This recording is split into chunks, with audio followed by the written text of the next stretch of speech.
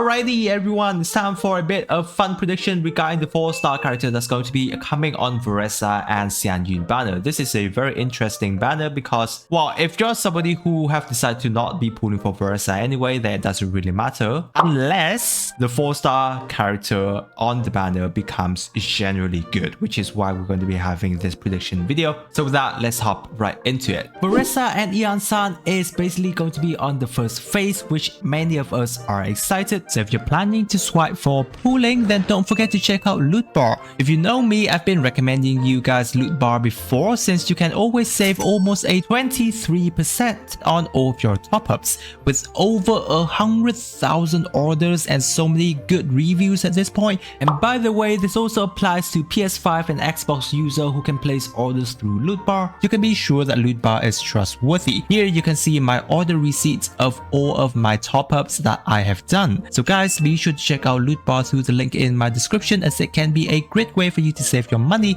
especially if you are topping up a large amount. Now, the 4-star character that have already appeared on patch 5.5 banner, which are Goro, Sayu, Xiangling, Chongyun, Charlotte, and Mika, basically would be coming back. So as usual, we're going to be ranking the remaining characters based on their chance of appearance from their low to high chance. For the low chance, we have Bennett, Diona, Katina, Rosaria, Lanyan, Barbara, Sucrose, Auroron, Fischl, Hazel, Yao Yao, Dory, Carly, Candice, Cookie, Xingqiu, and Sethos. For the medium chance, we have Xianyun, Toma, Sarah, Kave, Ningguang, Kirara, Razor, Yanfei, Lynette, Fremine, and Layla. Now for our high chance, we're going to be seeing Beidou, Faruzan, Garmin, Yunjin, and Chevreuse. Now let's have a look into our high chance character. So Beidou is the character that haven't been back since patch 4.6, which is, yes, a pretty long time ago. And generally speaking, there is Varesa, who's an electro character, and Xianyun being a more versatile character. You know, having Beidou being a character on the banner potentially, there is going to be a chance. Even though, from the look of it, Beidou probably not going to be synergizing too well on a Varesa team. But as usual, we already know that many of the time there is always going to be a character that doesn't synergize too well on the banner roster. So Beidou has a pretty high chance of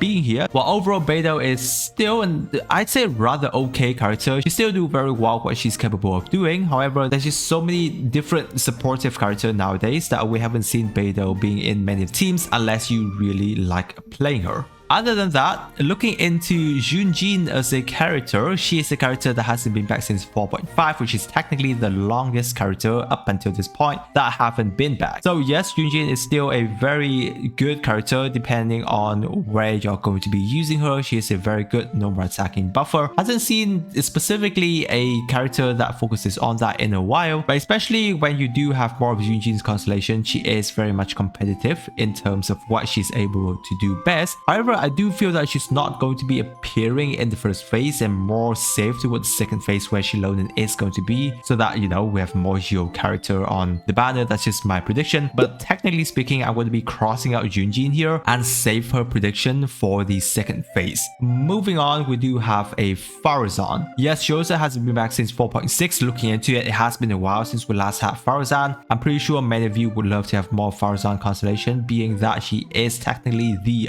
best Anemo buffer in the whole entire game. So if she does come back, which I do feel that she has a decent chance, because Xianyun is right there, which will incentivize more of the player to be pulling on a Xianyun banner to get more Faruzan as well, so that they can build more of Xiao's team specifically, or, you know, a Anemo character that's going to be coming down the line, probably like the next patch, to finish off a C6 Faruzan on their account. So Faruzan has a pretty nice chance of being here. Now Garmin is going to be coming up next. He's a character that hasn't been back since 4.7, so again, a pretty long time. Now Garmin has a good chance of being here because of Xianyun. This is probably one of the few only time where Garmin would kind of make sense to be here, because he is a character that would love to have a Xianyun on his team, right? So if you're going to be trying to incentivize the player to be pulling on either both Xianyun, or you're trying to get more of Garmin constellations, this is technically going to be the best chance. And Garmin, since having been back for a while, again, I do feel that he has a good chance. Now, you know, looking into Garmin specifically, he is a pretty competitive 4-star character, especially when you're having at a C6 level. So if you do have Garmin and Xianyun, the combination is definitely not going to be bad. And then there's also Chevreuse as well. Now, The interesting thing about Chevreuse is that she's a character that has already been here since 5.3, so obviously not that long ago. However, I still want to put Chevreuse here as a prediction because of how good of a synergy he is toward Varesa specifically. Varesa Overload team with Chevreuse is probably going to be expected to be one of Varesa's best team comps, and especially when you have a C6 Chevreuse being there, that's so much more competitive that it can potentially be better on a Xianyun team. Which is why if Hoyoverse really do care about Varesa and the banner itself, potentially Chevreuse has a good chance of being here, which is why I still can't leave Chevreuse behind, and I still have to make a decision of putting her here for a potential prediction. Therefore,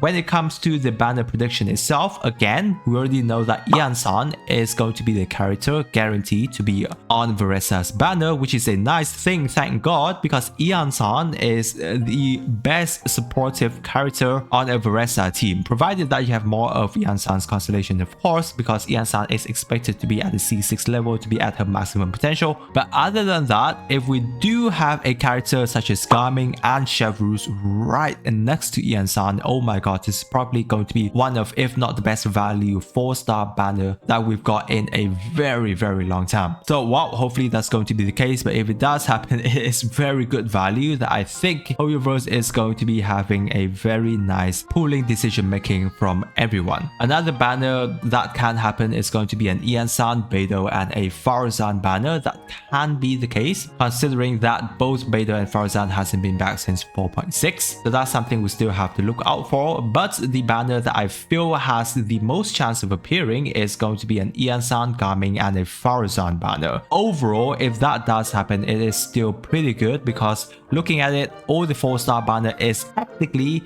very good, right? Even if we look into a Garmin, if you do have a C6 Garmin and you're lacking a DPS character, he's still very good. So from the look of it, there is a tendency for us to have a good 4-star character on Varesa and Xianyun banner here. But once again, it is only a prediction, so we'll still have to wait for official banner predictions. Let me know down in the comment section which 4-star character you guys think has the most chance of being here on Varesa banner itself. Again guys, if you're still on the fence of which 4-star character to be pulling for in patch 5.5, don't forget to check out my video where I go in depth into it. And if you're new to the channel, don't forget to subscribe to not miss out on my future Genshin Impact videos. I really appreciate you guys staying with me to the start of the video guys, and with that I wish you a super day, and I'll catch you on my next video.